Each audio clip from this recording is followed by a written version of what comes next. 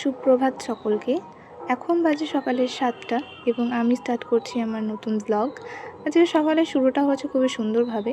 স্নান করে আমি একদম ছাদে চলে এসেছি সকালবেলা ওই ওয়েদারটাকে উপভোগ করার জন্য। আর এরপরে আমি যাব রেডি হয়ে একদম কাজের জন্য বেরিয়ে। তো চলো, এই যে আমি বেরিয়ে গেলাম কাজের জন্য, রেডি হয়ে গেছি একবারে। খাওয়া দাওয়া করে একবারে আমি যাচ্ছি হচ্ছে নিজের অফিসের জন্য। তো ফার্স্টে আমাকে এখান থেকে টোটো করে বাস স্ট্যান্ড যেতে হয়। তো বাস স্ট্যান্ড থেকে আমি একবারে যাই হচ্ছে বাসে করে আমার অফিসের যে লোকেশন ওখানে। তো চলো যাওয়া যাক। আজকে সারাদিন কি হচ্ছে না হচ্ছে সবটাই তোমাদের সাথে শেয়ার করব। অনেকেই জিজ্ঞেস করেছিল যে তোমার ডেলি রুটিন কি করো না করো, অফিস কোথায়, অনেক কোয়ারি আছে অনেকের। তো সবটাই আস্তে আস্তে ব্লগের মাধ্যমে ফুলফিল হবে। তো চলো দেখা যাক সারাদিন আজকে আমি কী করি। এক জায়গায় যাওয়ার আছে আমার, সেখানেও তোমাদের সঙ্গে করে নিয়ে যাব। তো এই সময় আমি বাসে উঠে পড়েছি যাব বলে। বেশি ভিড় হয় না সকালের দিকটা করে বাসে, সন্ধ্যের দিকে বেশি ভিড় হয়। তো যেতে যেতে কিছু কথা ভাবছিলাম যে আমাদের লাইফে প্রবলেম আছে, প্রচুর ব্যাড ফেসের মধ্যে দিয়ে আমাদের যেতে হয়। তো অনেকে ভেঙে পড়ে, অনেকে হেরে যায়, কিন্তু যারা এইগুলোর সঙ্গে যুদ্ধ করে এগিয়ে যায় তারাই জানে যে আসল যুদ্ধটা কী।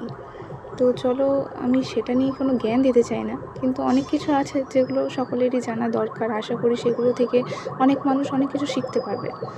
আস্তে আস্তে সবই তোমাদের সাথে শেয়ার করব, যেহেতু নতুনভাবে শেয়ার করা শুরু করেছি। তো এখন আপাতত আজকে ব্লগটাই কন্টিনিউ করা যাক। তো চলে এসেছি আমার অফিসের গন্তব্যে।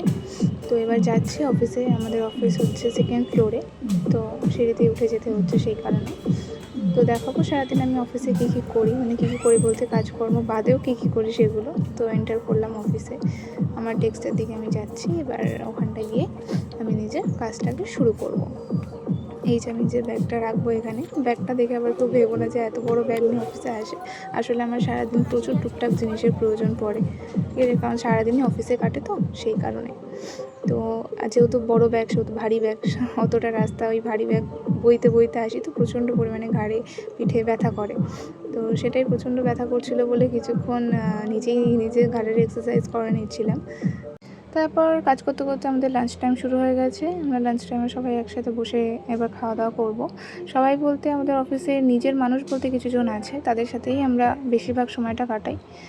এই যে এখন আমি যাকে দেখাবো, সে হচ্ছে আমার লাইফে অনেকটা জায়গা জুড়ে আছে। এই যে এই ব্যক্তিটা, আমি জানি না কেন যে অফিসে অনেকে বলে যে বন্ডিং তৈরি হয় না, কিন্তু যখন যে অফিসে বন্ডিং তৈরি হয়ে যায় সেটা হয়তো ব্লাড রিলেশনের থেকেও বেশি ভালো বন্ডিং তৈরি হয়, যেটা ডেসক্রাইব করা যাবে না। তো এরকম মানুষ রয়েছে অনেকেই আমাদের অফিসে, অনেকে বলতে মানে গুণে কয়েকজন। তো তাদের সঙ্গে সবসময় থাকা হয়। তারা কাজের দিক দিয়েও হেল্প করে। তারা একটা আলাদাই জায়গা, মানে এই জায়গাটা কাউকে বলে হয়তো বোঝানো যাবে না। সে যাই হোক, আস্তে আস্তে সবই দেখতে পাবে। তো এই যে আবার খাওয়া দাওয়ার পরে আমি কাজ স্টার্ট করে দিয়েছি মনোযোগ সহকারে। কারণ দেখো, লাইফে সব কিছুই আছে, কর্ম থাকলে সব কিছু আছে, আমি এটা মানি। কর্মটা সবার আগে। এরপর আমি এখান থেকে বেরিয়ে এক জায়গায় যাবো, বলছিলাম তোমাদের যাব। তো বাজার কলকাতায় এসেছি, আমার কিছু শপিং করার ছিল। তো শপিং করার জন্য এসেছি। ফার্স্ট টাইম আমি কৃষ্ণনগরের বাজার কলকাতায় এলাম। তো তোমাদেরও এক্সপ্লোর করাবো যে ভেতরে কী কালেকশন রয়েছে না রয়েছে। হয়তো প্রপারলি দেখাতে পারবো না, কিন্তু যেটুকু সম্ভব অবশ্যই তোমাদের সাথে আমি শেয়ার করব। তো এই যে এন্টার করছি, এন্টার করে আমি জানি এখানে ঢুকলেই আগে ব্যাগ লক করে দেবে, ব্যাগ যদি বাইরে না রাখা হয়। তো আমি ব্যাগটা ভেতরে নিয়ে যাওয়াটাই প্রেফার করছিলাম। তো সেই জন্য বললাম ওকে তাহলে আপনারা ব্যাগটাকে লক করে দিন।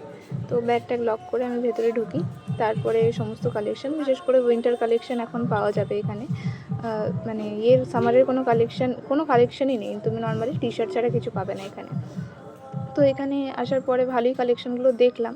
সমস্ত জায়গায় এক্সপ্লোর করা হয়, সমস্ত মলই এক্সপ্লোর করা হয়। তো আজকে দেখা যাক বাজার কলকাতাতে কী কালেকশনস রয়েছে। তো কালার ভ্যারাইটিস প্রচুর রয়েছে। মানে একটা জিনিস বলতে পারবো যে বাজার কলকাতার ডাল নয়, ঠিক আছে, যেরকম ভালো কালেকশন রয়েছে এখানে। তো আমার এখানে একটা জিনিস খুব ভালো লাগলো যে সব রকমের কালার এখানে পেয়ে যাবে।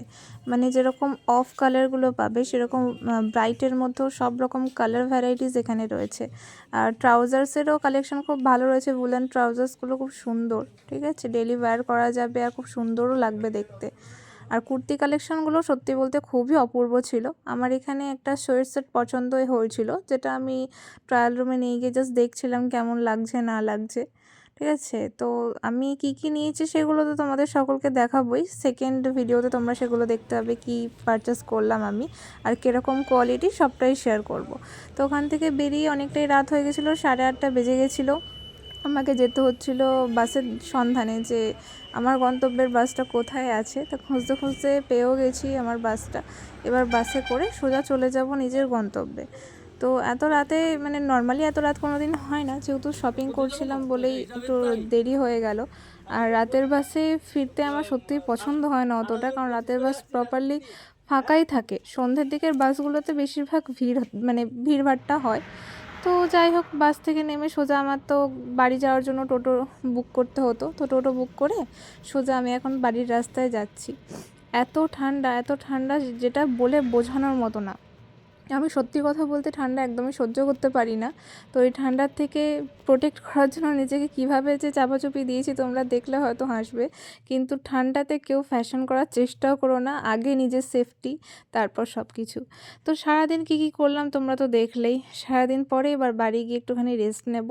আজকের ব্লগটা এই পর্যন্তই। সবাই ভালো থাকো, সুস্থ থাকো এবং আমাকে লাইক আর সাবস্ক্রাইব করতে ভুলো না। Thank you so much.